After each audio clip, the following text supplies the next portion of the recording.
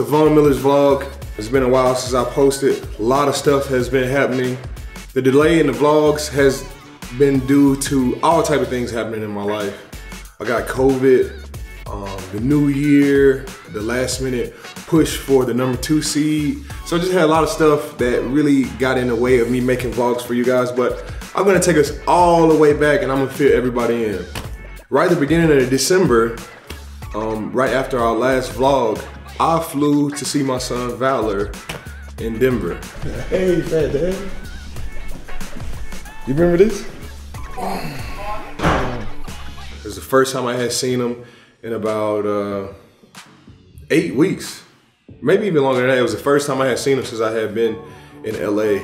And by the way, I'll say a little message to that. Like, I don't know how people go without seeing their kid, man. Like, me not seeing my son for an extended period of time, it really like kills me on the inside. Like, that's a story for another day, but kid, I wish I could see him every single day. You know, every single day he changes. On this particular day, I went to go see him and he's laughing and giggling and he's smiling like. It's my first time seeing that, and it was amazing. I spent the whole day with him. Melvin came over, B-Mac came over, they got to see their nephew. It was Val's first time meeting those guys, especially, you know, B-Mac. I'm the godfather of B-Mac's children, and B-Mac is the godfather of my son, Valor. So it was their very first time meeting, and it was great. So that's 27. If you don't know by now, I am super bullish on NFTs. You know, I have a lot of NFTs. I have a very wide collection from Bored Apes, Crypto Dads, Word of Women. You know, I'm really big into NFTs. And pardon my take, Barstool, they dropped the NFT. It was Larry the Goldfish, and it was his very first pick. His very first pick, Larry the Gambling Goldfish, it was who's gonna win the game, the Denver Broncos or the Carolina Panthers. And I really wanted this NFT very, very bad because, you know, Larry the Goldfish, he picked the Broncos. And I'm getting a bidding war with, I don't even know who this guy is, but you know, it started off at 2 Ethereum. What you going up to, bro? You spent 20 bands on it? I get to 3.5 Ethereum, and I'm willing to go as high as possible to get this NFT because I really want this NFT bad. It ain't worth 15. Who was that? What Larry picked? I'm getting a bidding war. Melvin is trying to talk me out of it. I'm telling Melvin how important these NFTs are to me. And man, give me 15 grand. No, this is art. Goldfish ain't don't even know your name. This is art, man. People don't understand it. I'm art. We're just going back and forth, and at the very last second, I end up getting outbidded. 3, 2, 1. Did I get it? We watched it the whole time. So what's going on?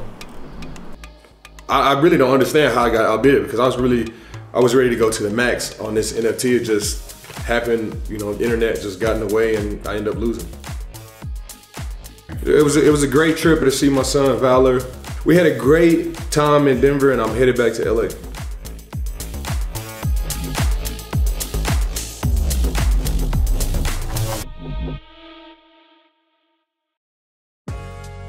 I'm back in LA and I'm golfing with some of my teammates.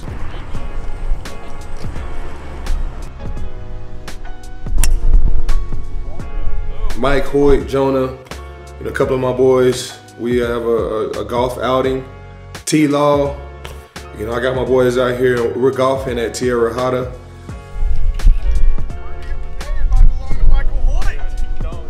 That is no gimme. You know me, which y'all have been watching this vlog all along. Y'all know I love to golf. So it was a great day on the links with my guys.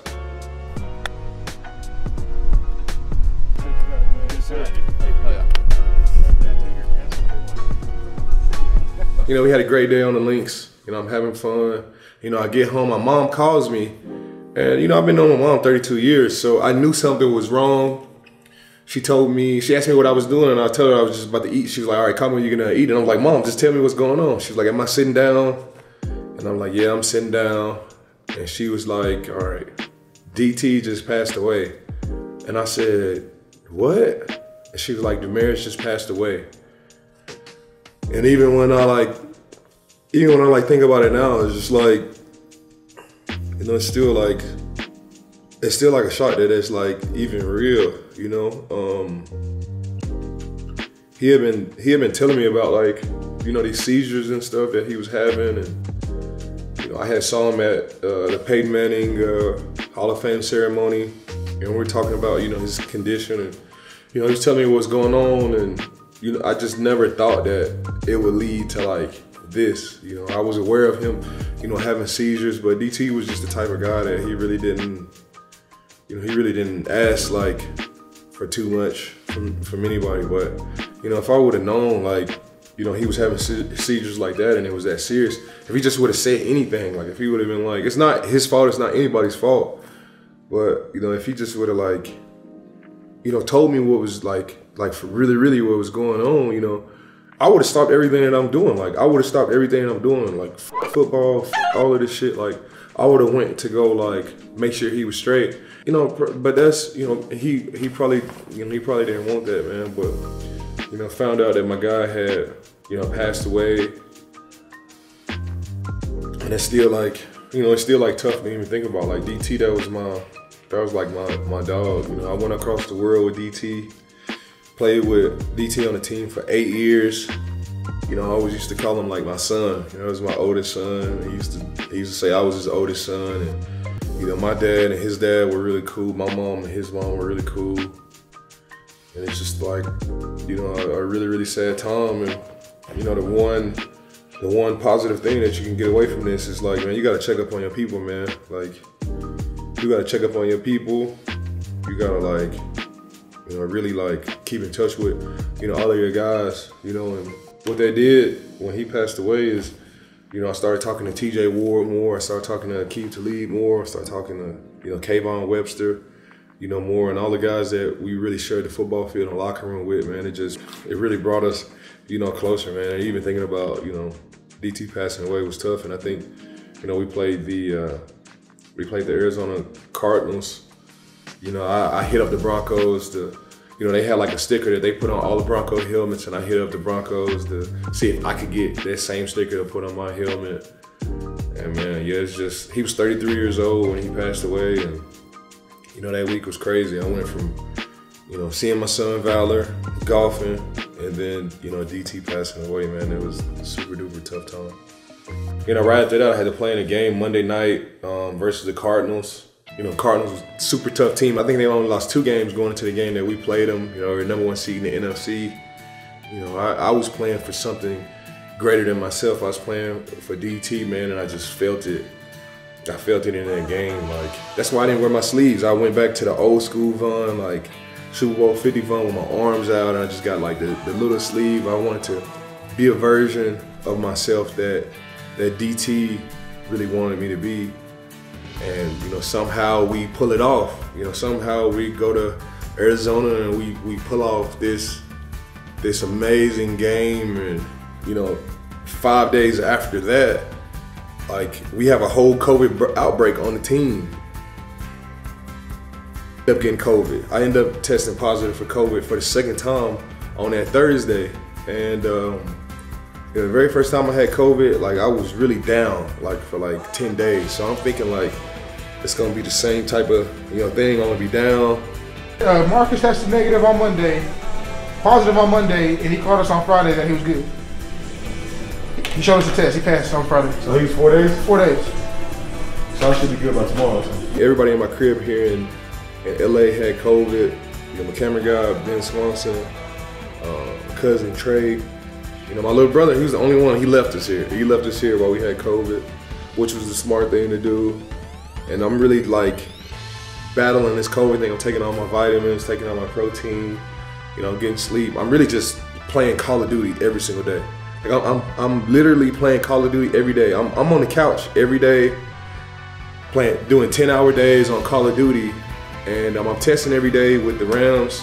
You know, I tested positive on Thursday, tested positive on Friday, Saturday. They pushed the game back to Tuesday, so I tested positive on Sunday, test positive on Monday. And I'm thinking like, bro, there's no chance that I can play on Tuesday.